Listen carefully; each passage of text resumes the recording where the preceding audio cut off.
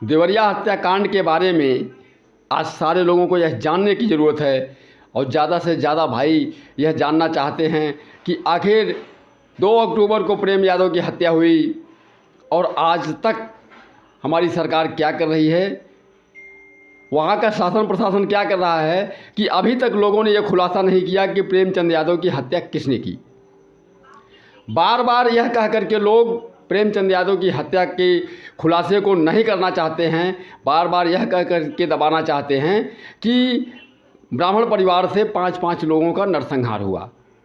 मैं मानता हूं कि नरसंहार हुआ, ये बात नहीं है, गलत नहीं हुआ, गलत नहीं है, ये सही है कि नरसंहार हुआ और बहुत ही गलत हुआ, बहुत ही निंदनीय बात है। लेकिन जो मामला स्टार्टिंग में होता है, शुरुआती की बात होती है कि भाई सबसे पहले मामला उठा कहाँ से कि माननीय प्रेमचंद यादव का ये हत्या अगर न होती तो शायद ब्राह्मण परिवार की हत्या न होती। इसलिए सबसे बड़ा विषय यह है कि इसकी जानकारी हमारे शासन प्रशासन दे कि प्रेमचंद का हत्यारा कौन है और उनकी हत्या करने वाला कौन है और कहाँ है, जो अब तक उसकी जानकारी आप लोग सार्वजनिक नहीं कर रहे हैं।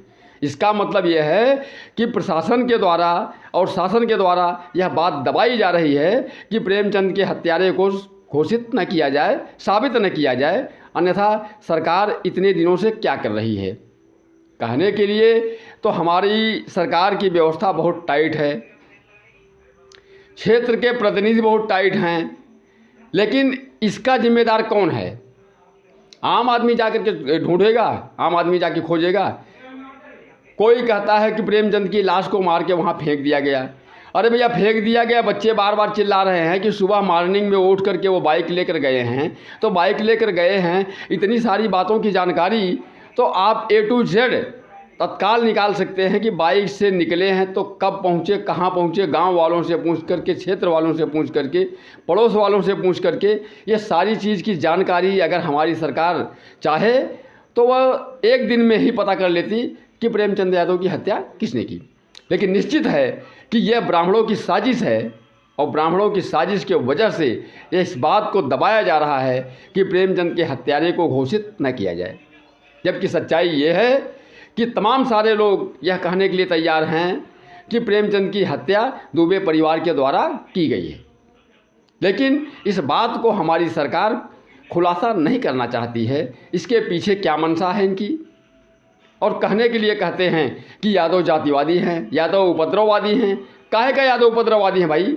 सबसे ज़्यादा उपद्रव तो अगर कोई कर रहा है तो उस क्षेत्र के ब्राह्मण कर रहे हैं, या दूर दराज से ब्राह्मण समाज के जो भी मुखिया हैं, चाहे वो सवर्ण आर्मी के मुखिया हों, चाहे वो और किसी ढंग के मुखिया हों, उनके जो भी समुदाय बने हुए हैं, वो सारे लोग सिर्फ और सिर्फ एक ही बात करते हैं कि मतलब कि उनकी बारे में हमें पता नहीं है कि क्या हुआ, इनके बारे में नहीं पता है। इनके बारे में साफ साफ बताना चाहते हैं वो लोग कि उनकी हत्या प्रेमचंद यादव ने की, क्योंकि प्रेमचंद यादव पहले मर चुके थे। दोस्तों, साफ साफ बात हो जाहिर होती है कि अगर प्रेमचंद यादव की हत्या न हुई होती या वो मरे न हुए होते तो सीधा सीधा केस लगता कि इनकी हत्या प्रेमचंद यादव के द्वारा की गई। लेकिन उससे पहले प्रेमचंद यादव की हत्या हो चुकी है। अब बताइए कि प्रेमचंद यादव की हत्या जब हो चुकी, उनके घर में उनका एक भाई देवरिया सिटी में, पिता बूढ़ा, तो उनके घर परिवार से कौन उनकी हत्या करने वाला है? जब जघन्य अपराध तो तब हुआ जब एक जनप्रतिनिधि की हत्या हुई और गांव की सारे लोग भीड़ जो है पागल हो गई और पागलों की तरह जाकर के उन लोगों ने ये नरसंहार किया। तो इस नरसंहार का दोष प्रेमचंद यादव के परिवार पर क्यों बढ़ा जा रहा है? उनकी बच्चियों के बारे में कोई यह नहीं बोल के राजी है कि वो अनाथ हो गई, वो परेशान हैं, उनका जीवन कैसे चलेगा, उनका आगे का व्यवस्था कैसे चलेगा, इसके बारे में किसी ने कह के राजी नहीं है। बस एक ही बात बार बार कही जाते हैं और ना ही इस बात का खुलासा करने के लिए तैयार हैं कि प्रेमचंद यादव की हत्या किसने की, कैसे की। भाई यह काम है सरकार का, यह काम है उस शासन प्रशासन का, क्षेत्र के जनप्रतिनिधि जो सुरक्षा उनको दे रहे हैं। तमाम सारे लोग यह कहने के लिए तैयार हैं।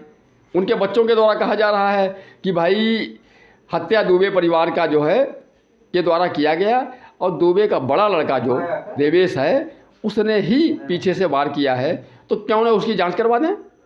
लेकिन नहीं, उसकी जांच नहीं करवाएंगे।